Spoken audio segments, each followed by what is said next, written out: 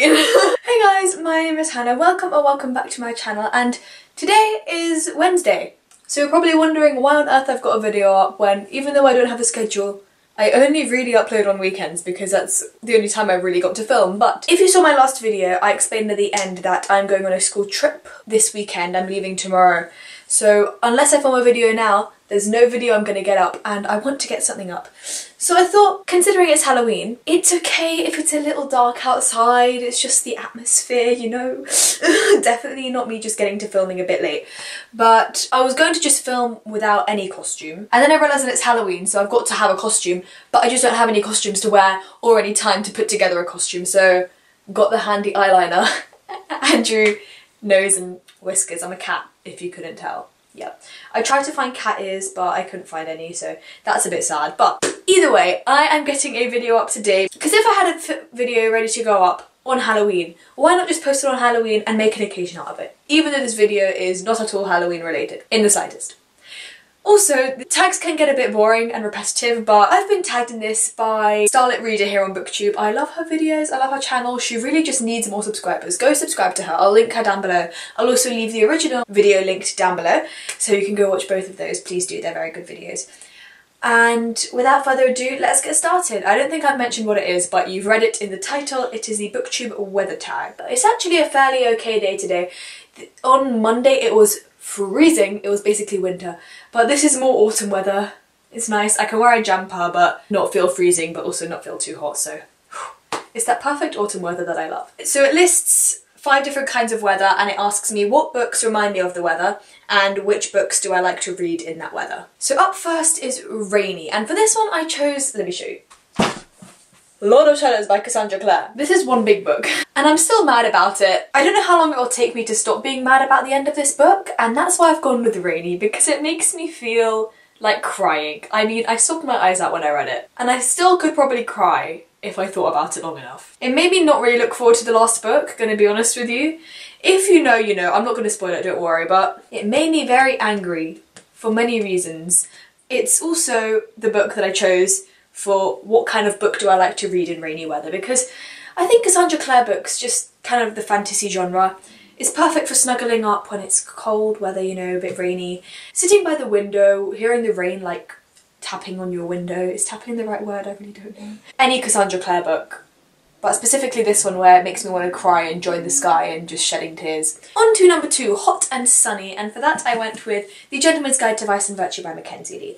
And I didn't know that the Lady's Guide to Petticoats and Piracy, is that it? That's already out, I'm pretty sure. I saw a picture of it, someone with it on Instagram. It probably came out ages ago and I just didn't even realise, but this book cost a hell of a lot of money and I'm not prepared to splash out. I'm very broke right now. Back on track. I chose this book for hot and sunny weather because they are literally like travelling Europe. They are travelling, and you associate travels generally with summertime and it being, oh my goodness, I just caught my reflection in the mirror and I forgot that I had this nose cap thing on. It's okay, it's fine, hopefully I don't look too crazy. It's just, especially travelling all across a continent, like road trip style, even though they take boats and stuff, I very much associate that with hot and sunny weather. And also I think that this is the perfect book to read in hot and sunny weather, just because it's all about adventure and exploring, and that's the kind of stuff that you do when it's light enough to see what you're doing. So I think the perfect time of year to read this book is in summer, or spring at least. Pushing into autumn maybe, but when it gets into winter, for me personally, I like to go into the more high fantasy sort of thing. Next is for snowy weather, and I didn't really think of weather per se when I read this question at first. I thought of cold. And when I thought of cold, I thought of cold-hearted. So basically just, I'm looking for a villain, but one of the worst villains that I can think of. And let's just go with Amarantha from the AHHH series. This is the only book in the trilogy that I own, so that's why I'm holding this one up, not the first one or the second one. But Amarantha is just an awful being. She just really is. I mean, if you've read it, you will know why. I just don't think there's a single drop of kindness in her. So that's why I associated her with snow.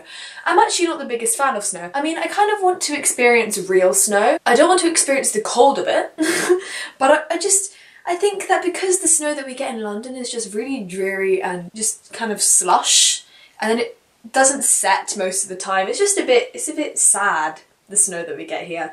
And I think that if I got to see maybe in Scandinavia, if I went to see my cousins in Denmark and I planned it around Christmas time, then hopefully I'd see a white Christmas for like the first time ever. Maybe I'll do that. I really miss them. I miss you guys if you're watching this. I went really off topic there, oh my goodness. Okay, I guess similarly Sarah J Maas style, I could also say Maeve from the Throne of Glass series. Just the female villains that Sarah J Maas writes, I just kind of want to smack them. Yeah. So for a book that I would want to read in snowy weather, because like I said I'm not the biggest fan of the snow and I would want something to lift up my spirits, make me a bit happier, feel a bit brighter, I went for The Upside of Unrequited by Becky Alpert. You probably know that I absolutely love this book. I love this book so much. And I think that's just because it was so heartwarming and so adorable. I actually annotated it. It was the first book that I annotated. I don't know if you can see anything. There isn't much. But it's the first book that I properly wrote in, so that's exciting. I would gladly read this any time of year and in any weather, but I think if I read it when it was snowy, it would just make me feel a lot brighter. Meow. Okay, so up next is Cold and Grey Weather, and the book that reminded me of this straight away, this was the quickest one that I thought of an answer for. We Were Liars by E. Lockhart. This book, I'm not gonna say anything about the plot because I think it's best to go in completely blind. I've probably said that about 50 times on this channel now. But if you're new and you've never read this book and you haven't heard anything about it, read it please, it's so good. But don't ask what it's about. All you should go in knowing is what's written on the back here. Don't read anything else. Just go in completely blind because someone could spoil you by accident without even realising. Basically, the main character, this isn't spoilers by the way, it's a very hazy narrative. Like, it's very clouded in a way and you understand why by the end of the book. But it's all very kind of murky. Nothing's set in stone. It's all a bit unsure. And that's why I thought of Cloudy Weather, because cloudy and like foggy, just... Okay, so my camera just ran out of battery and I had no idea what I was saying, but I'm pretty sure I was just talking about how We Were Liars is just a bit unclear and murky and hazy pretty much the whole way through, so that's why I associated it with cloudy weather. The Upside of Unrequited can also work for what kind of book I'd want to read in that weather, just to lift up my mood a bit and make me feel a bit less stuck in the dark, you know, under the clouds. I want the sun to be shining through, and that's what this book can provide me, you know, just kind of a stream of light. That's what this book is. You should definitely read it. I think we're on the last one. Well, the last part of question one.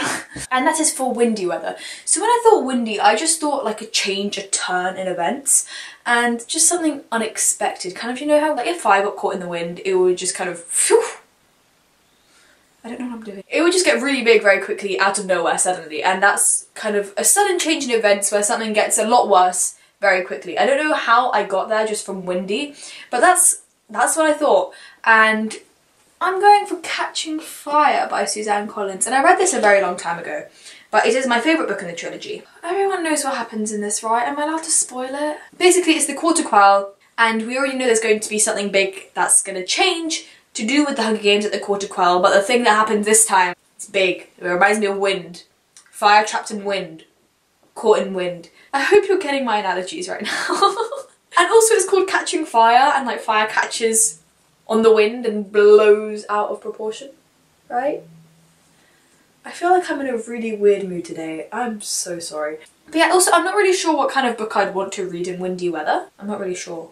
Sorry about that. Okay, so the second question is, what is your favourite type of weather? And this really depends for me. Like, if it's boiling hot outside, I will say my favourite weather is pouring rain. But I do think, if I had to choose one, my favourite weather is stormy. But I'm talking about the kind of storms that you get like when I go on holiday in Croatia, those kinds of storms. I don't know if that means anything to you. Also the storms that we get here. But the storms we get here can be a bit pathetic, in London anyway.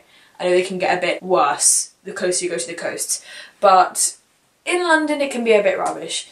There are particular places around the world where when there's a storm, I'm not talking like category 5 hurricane, I'm talking about how the UK started naming our storms because we don't have anything dramatic like a hurricane to name, so now we've got storms! But I just think that being inside, hearing the thunder, hearing the pouring rain and seeing the lightning, it's just, I find it really calming. I think just because it reminds you of just how small you are and how insignificant everything can be. But in a comforting way? I feel like this is getting really deep, but it's just kind of what I associate with storms. So yeah, stormy weather is probably my favourite weather. And that brings us on to my favourite reading weather, which is question number 3. And I say my favourite reading weather would be either laying on the beach on holiday in the sun, you know, sun shining, but also if I'm just at home, then I guess rainy, because it gives me an excuse just to sit down and read, rather than if it was sunny here I would feel like I have to go outside and make the most of the good weather. And number 4, who do I tag? I will leave the people who I tag in the description down below. I didn't plan it. But you don't have to do it if you don't want to. But if I didn't tag you and you do want to do it, feel free to say I tagged you, I don't mind. Thank you so much for watching. I'm sorry if I rambled a lot in that, but happy Halloween. I hope that I don't take up too much of your evening today. I hope that you enjoy your day. I don't know if you're watching this in the morning, in the evening, in the afternoon, any time of day. I hope you're having a good day or that you have a good day. Let me know down below if you dressed up for Halloween. As you can see, I can now say that I have. I dressed up as a cat. Very badly, but I did something at least. That's good, right? I guess I'll see you not this weekend because I'm on a trip, which I'm very excited for, but the weekend afterwards. Bye!